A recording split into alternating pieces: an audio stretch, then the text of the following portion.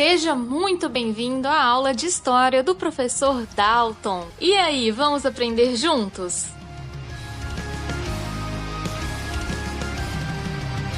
Bom dia, boa tarde, boa noite. Sim, você ficou esperando que eu falasse o restante, eu não vou falar dessa vez. Te peguei. Vamos lá, vamos para mais uma aula de História. Vamos lá. Pegue seu caderno, faça as anotações. Toda aula você tem que anotar. Eu preciso que você me envie as suas anotações, que eu quero saber se você entendeu ou não. A aula de hoje ela vai falar um pouquinho da influência do iluminismo no mundo. Se você pensar como as ideias iluministas influenciaram o mundo, a gente falou inúmeras coisas do iluminismo, inúmeros pensamentos, mas de que forma isso nos afetou? No seu livro, no seu livro didático, está lá na página 44, beleza? Se você quiser pegar o livro para acompanhar no livro, aí você vai me ouvindo e vai acompanhando. Primeira parte que nós temos é referente às ideias iluministas na formação do mundo contemporâneo. O mundo contemporâneo é esse que nós vivemos, essa sociedade que nós estamos aqui agora. Como que o iluminismo afetou a gente?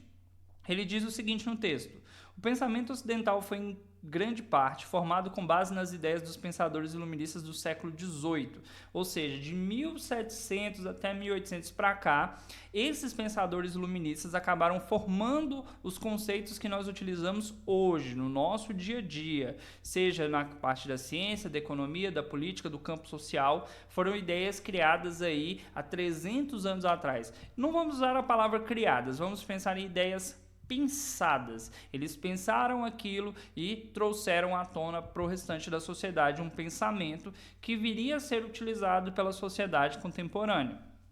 Vamos analisar isso dentro do culto à ciência. No campo científico, os ideais iluministas de progresso e avanço tecnológico contribuíram para o desenvolvimento dos diversos campos científicos até os dias atuais. Lembrando que durante a Idade Média... Só um momento. Jake! Sim, eu tenho cachorro. E vai acontecer isso em alguns vídeos, me perdoe. Vamos lá. Tenta imaginar que durante a Idade Média a igreja meio que proibia no sentido que, se você fizesse algo que ia contra o que a igreja estava falando, era morte. Você poderia ser queimado vivo, você poderia ser enforcado, você poderia ser preso. Então, não havia um incentivo às ciências. Já nesse período do iluminismo, a gente vai ver que é um objetivo que haja um avanço tecnológico, que as pessoas desenvolvam a ciência, e isso acabou influenciando todos os séculos seguintes. Então, a gente tem, nos últimos 200 anos, um desenvolvimento da humanidade que, foi gigantesco, foi algo sem igual, né? A partir do século XVIII, a ciência passou a ter como um de seus objetivos a promoção de melhorias práticas para as pessoas, alterando as condições de vida.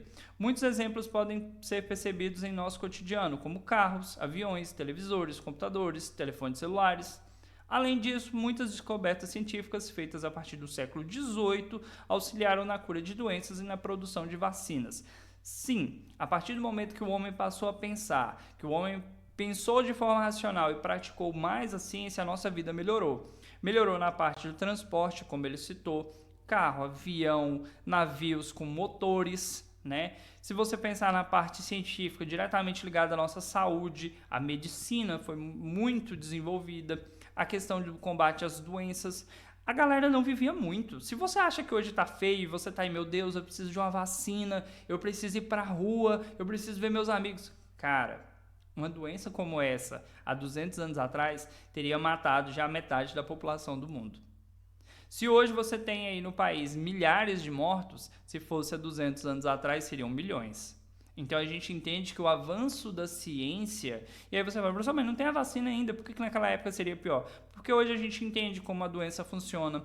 Hoje a gente consegue utilizar mecanismos que podem diminuir o fluxo da doença, né? E eu não estou falando só de uma doença específica, estou falando das doenças no geral. Todo esse desenvolvimento científico ele se deu por conta desses pensamentos, né, que surgiram lá no iluminismo. Dentro do aspecto econômico que a gente viu na última aula, vamos lá. No aspecto econômico, as ideias iluministas contribuíram para o desenvolvimento do pensamento liberal, que tem suas bases na livre concorrência e na não intervenção do Estado na economia. Falei para vocês na última aula, eu quero vender esta caneta. Se 100 pessoas querem essa caneta e só existe essa, eu ponho o preço que eu quero nessa caneta, porque existem 100 pessoas querendo comprar. Se eu tenho 100 canetas e só 2 pessoas querendo comprar, o preço vai ser definido também por essas pessoas que querem comprar. Pode ser que seja um preço mais baixo. Se eu tenho 100 canetas e 100 pessoas, eu consigo fazer um preço diferenciado. Entende que o preço da caneta vai depender muito de quantas eu tenho e de quantas pessoas querem comprar. E não só pelo preço de fabricação da caneta. Ela custou 30 centavos para ser produzida. Eu posso vender por 35? Só 5 centavos de lucro. Mas quantas canetas eu vou vender? 1 bilhão? Opa, se eu vender 1 milhão, meu lucro é maior. Eu vou vender 100 milhões? Quantas eu vou vender? Ah, mas a caneta custou 30 centavos. Eu posso vender a R$1? Pode. Quantas você vai vender? 10? 20? 30 canetas? Então ele fala que onde há uma economia liberal, ela vai ser definida pela própria população. O que é melhor para eles na questão do oferecer um produto, procurar um produto, oferta e demanda. E ele diz aí a livre concorrência. Eu posso montar uma loja de canetas e alguém pode vir montar uma loja para vender canetas ao lado da minha loja. E os dois vão vender, porque ou você faz uma oferta diferente de uma loja para outra, ou ninguém vende nada. Eu vivo numa cidade que o povo aqui é pizzaria. Todos os bairros têm uma pizzaria. E todo mundo vende. Cada um vai oferecer um produto diferenciado. Isso é o liberalismo econômico. Ele fala que a própria forma de pensar a economia vai se regular. As pessoas vão oferecer produtos conforme elas acharem que devem ser oferecidos. Aqui no texto nós temos aí um outro ponto que é relacionado à política. Vamos lá. Esse aqui é diferente, esse aqui não é um slide, é um PDF. Dentro da política, ele vai dizer o seguinte: a forma de governo representativa baseada na vontade popular, defendida por filósofos como John Locke e Montesquieu, nos séculos 17 e 18, é adotada atualmente na maioria das repúblicas democráticas. Como assim na vontade popular? Quando nós estudamos as revoluções inglesas, quando nós estudamos o iluminismo, a gente ainda está falando de um período onde existe a monarquia. O rei não foi escolhido pelo povo, o rei foi escolhido por Deus, sendo que os representantes de Deus na terra são a igreja, logo a igreja escolheu o rei. Você hoje tem o direito de votar e escolher o seu representante, é um direito seu.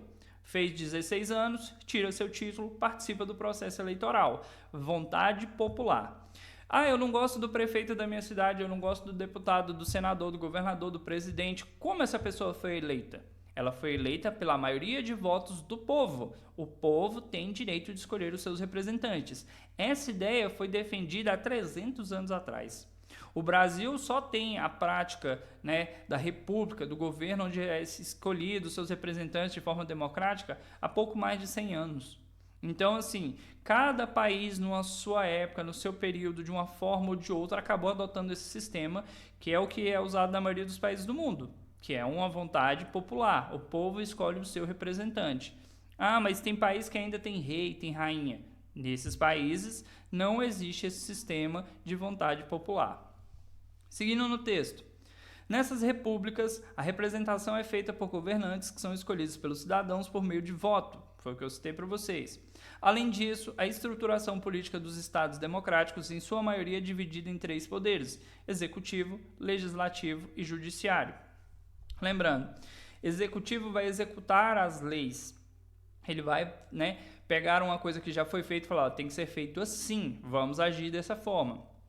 Presidentes, governadores e prefeitos, eles fazem parte do executivo. Você tem o legislativo, que vai ser quem vai propor as leis. Quem vai propor as leis? Você tem aí os deputados, os senadores. Essas classes vão propor as leis. E você tem o judiciário, que vai ser aquele que vai julgar quem está seguindo ou não seguindo as leis. E esse grupo é formado pelos ministros aí do Superior Tribunal Federal, que vão ser as pessoas que vão julgar se algo está certo ou se algo está errado, com base nas leis que foram propostas lá pelo Legislativo. Ok? Então, esses 3 poderes trabalham junto. Um não é melhor do que o outro, um depende do outro. Fácil, né? Essa ideia foi proposta por Montesquieu há muito tempo atrás, quando ainda existia monarquia. Então, hoje, o sistema político que a gente usa foi criado há mais de 200 anos.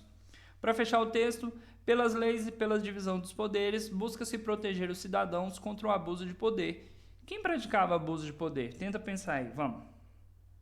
Aí a luz brilhou na testa aqui, eu sei que a mente deu aquela iluminada. Os reis. Os reis abusavam do poder. Os reis tinham um poder tão grande, né, chamado de poder absoluto, que eles tinham poder sobre a vida e a morte. Para que isso não volte a acontecer, nós temos órgãos competentes que podem limitar o poder de outras pessoas. Um prefeito não pode demais, um governador não pode demais, um presidente não pode demais, porque existem órgãos que limitam esse poder. O povo está protegido com base nesses órgãos. Beleza? Espero que você tenha gostado de mais essa aula. A gente vai encerrar o iluminismo por aqui. Próxima aula já é outro assunto. Mande as suas anotações. Eu quero saber o que ficou claro, o que não ficou. E até a próxima. Tchau, tchau.